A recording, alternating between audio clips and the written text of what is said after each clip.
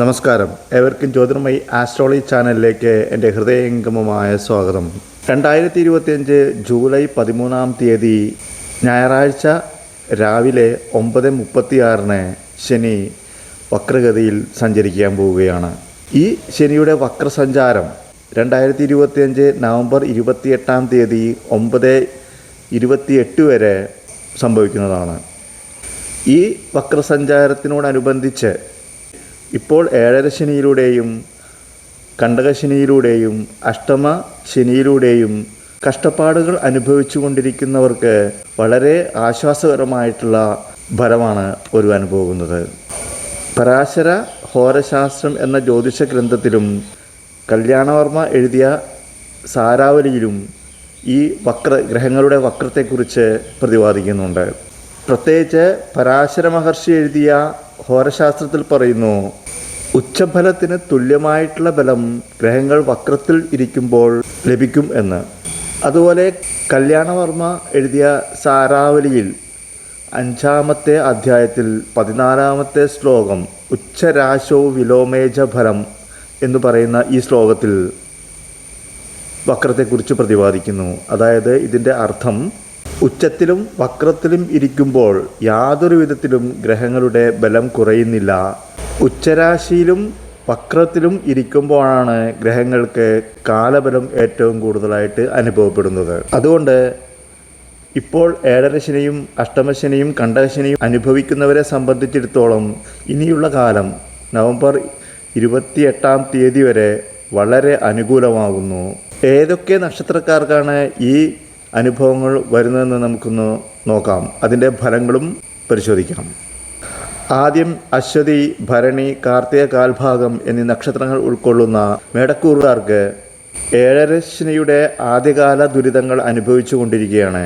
അവരെ സംബന്ധിച്ചിടത്തോളം ഈ ദുരിതങ്ങൾ എല്ലാം മാറി, പ്രത്യേകിച്ച് ശനി 12 നിൽക്കുമ്പോൾ ഉണ്ടാകുന്ന അലച്ചിലും ബുദ്ധിമുട്ടും കാര്യാദികൾക്ക് തടസ്സവും മാറിക്കൊണ്ട് ഇതിന് വിപരീതമായി വളരെ നല്ല അനുകൂലമായിട്ടുള്ള അവസ്ഥ സംജാതമാവുകയും ചെയ്യുന്നതായിരിക്കും ഈ ശനിയുടെ വക്രസഞ്ചാരത്തിനോടനുബന്ധിച്ചുകൊണ്ട്.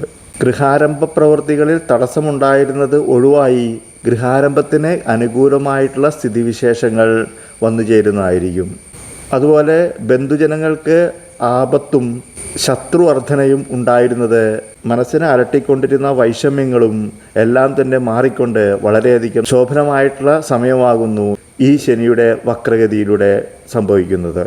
ആയതിനാൽ ഈ അവസരങ്ങൾ വളരെയധികം നന്നായിട്ട് പ്രവർത്തിക്കുക, നല്ല കർമ്മങ്ങൾ ചെയ്യുക, ഈശ്വരത്തിനോട് നന്നായിട്ട് പ്രാർത്ഥിക്കുക. ഈ കൂറുകാർക്ക് വളരെ നല്ല അനുഭവങ്ങൾ ഉണ്ടാകട്ടെ എന്ന് ആശംസിക്കുന്നു.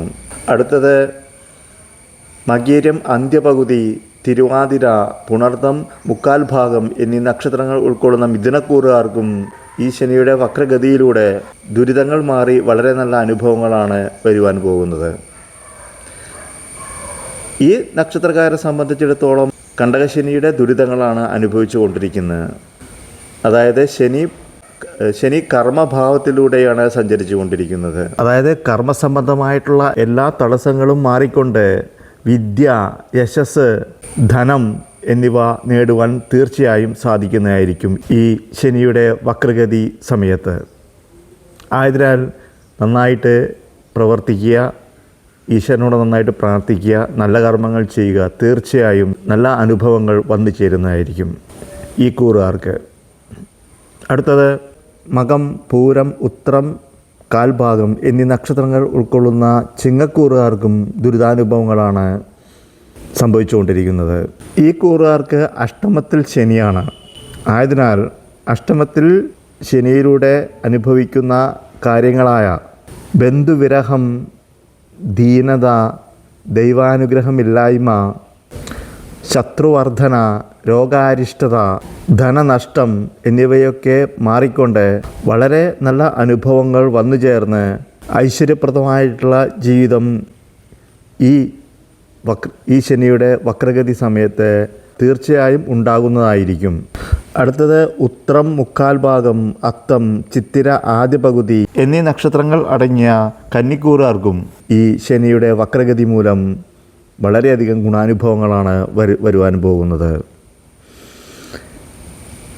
കണ്ടകശനിയിലൂടെ അനുഭവിച്ചു കൊണ്ടിരിക്കുന്ന ദുരിതങ്ങളായ, അതായത് 7ാം ഭാവത്തിലെ കണ്ടകശനിയിലൂടെ അനുഭവിച്ചു കൊണ്ടിരിക്കുന്ന ദുരിതങ്ങൾ, ഭാര്യ ഭർത്തൃ ബന്ധത്തിലുള്ള അപാകത, ദാമ്പത്യ ബന്ധത്തിലുള്ള വിഷയങ്ങൾ, പ്രണയബന്ധങ്ങളിലുള്ള വിള്ളലുകൾ, ദൂരദേശയാത്ര, മനോദുഃഖം, മനസ്സിന് ഒരു മന്ദത, അലച്ചിൽ, ഇപ്പോൾ എന്തൊക്കെയാണോ പറഞ്ഞിരിക്കുന്ന അതിലെല്ലാം തന്നെ വളരെ ഐശ്വര്യപ്രദമായിട്ടുള്ള, അതായത് വളരെ അനുകൂലമായിട്ടുള്ള സാഹചര്യം വന്നു ചേരുന്നതായിരിക്കും. അതായത് വിപരീതമായിട്ട് എല്ലാം തന്നെ ലഭിക്കുമെന്ന് അർത്ഥം ഇപ്പോൾ അനുഭവിച്ചു കൊണ്ടിരിക്കുന്ന കാര്യങ്ങൾക്കെല്ലാം തന്നെ. അടുത്തത് മൂലം, പൂരാടം, ഉത്രാടം കാൽഭാഗം എന്നീ നക്ഷത്രങ്ങൾ ഉൾക്കൊള്ളുന്ന ധനുക്കൂറുകാർക്കും വളരെ അനുകൂലമായിട്ടുള്ള ഗുണാനുഭവങ്ങളാണ് ഈ ശനിയുടെ വക്രഗതിയിലൂടെ ലഭിക്കുവാൻ പോകുന്നത്. ഈ നക്ഷത്രക്കാരെ സംബന്ധിച്ചിടത്തോളം കണ്ടകശനിയുടെ ദുരിതാനുഭവങ്ങളാണ് അനുഭവിച്ചുകൊണ്ടിരിക്കുന്നത്. 4ാം ഭാവത്തിലാണ് ശനി നിൽക്കുന്നത്. അതായത് 4ാം ഭാവത്തിൽ നിൽക്കുന്ന ശനിയുടെ കണ്ടകശനിയാണ് അനുഭവിച്ചുകൊണ്ടിരിക്കുന്നത്.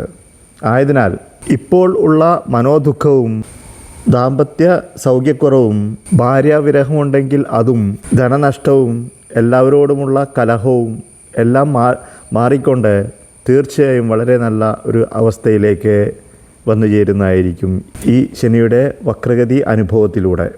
അടുത്തത് അവിട്ടം അന്ത്യപകുതി, ചതയം, പുരുരുട്ടാതി മുക്കാൽ ഭാഗം എന്നീ നക്ഷത്രങ്ങൾ ഉൾക്കൊള്ളുന്ന കുംഭക്കൂറുകാർക്ക് ഈ ശനിയുടെ വക്രഗതി മൂലം വളരെയധികം നല്ല അനുഭവങ്ങളാണ് വരുവാൻ പോകുന്നത്.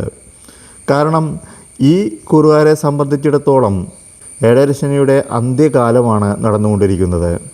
ആയതിനാൽ ഇപ്പോൾ അനുഭവിച്ചു കൊണ്ടിരിക്കുന്ന ധനനാശം, സുഖത്തിന് ഹാനി, ദേഹകാന്തി ഭ്രംശം, ശക്തിക്കുറവ് എന്നിവയെല്ലാം മാറിക്കൊണ്ട് ധനവർദ്ധനവോടുകൂടി ഐശ്വര്യപ്രദമായിട്ടുള്ള ജീവിതം തീർച്ചയായും ഈ ശനിയുടെ വക്രഗതിയുടെ ലഭിച്ചിരിക്കും. കാരണം നേരത്തെ പറഞ്ഞിരുന്നു, ഗ്രഹങ്ങൾ വക്രത്തിലിരിക്കുമ്പോൾ ഉച്ചത്തിൽ എങ്ങനെയാണോ ഗ്രഹം ഇരിക്കുമ്പോഴുള്ള ഗുണഫലങ്ങൾ ലഭിക്കുന്നത്, അതുപോലെ തന്നെ തീർച്ചയായും ഗുണാനുഭവങ്ങൾ ലഭിച്ചിരിക്കും. ഈ കൂറുകാരെ സംബന്ധിച്ചിടത്തോളം ധനസ്ഥാനത്തിലാണ് ശനി വക്രഗതിയിൽ സഞ്ചരിക്കുന്നത്. ആയതിനാൽ ധനസംബന്ധമായിട്ട് തീർച്ചയായും വളരെ നല്ലൊരു അവസ്ഥ സംജാതമായിരിക്കും.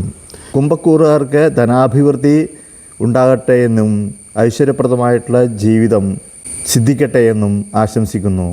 അടുത്തത് പുരോരുട്ടാതി കാൽഭാഗം, ഉത്രട്ടാതി, രേവതി എന്നീ നക്ഷത്രങ്ങൾ ഉൾക്കൊള്ളുന്ന മീനക്കൂറുകാർക്കും ഈ ശനിയുടെ വക്രഗതിയിലൂടെ ഗുണാനുഭവങ്ങളാണ് വരുവാനും പോകുന്നത്. ഇവരെ സംബന്ധിച്ചിടത്തോളം എല്ലാ നക്ഷത്രക്കാരേക്കാളും വളരെയധികം ദുരിതാനുഭവങ്ങളാണ് ജീവിതത്തിൽ അനുഭവിച്ചുകൊണ്ടിരിക്കുന്നത്. കാരണം 7ാം ശനിയും ജന്മത്തിൽ ശനിയും ഒരുമിച്ചാണ് അനുഭവിച്ചു കൊണ്ടിരിക്കുന്നത്.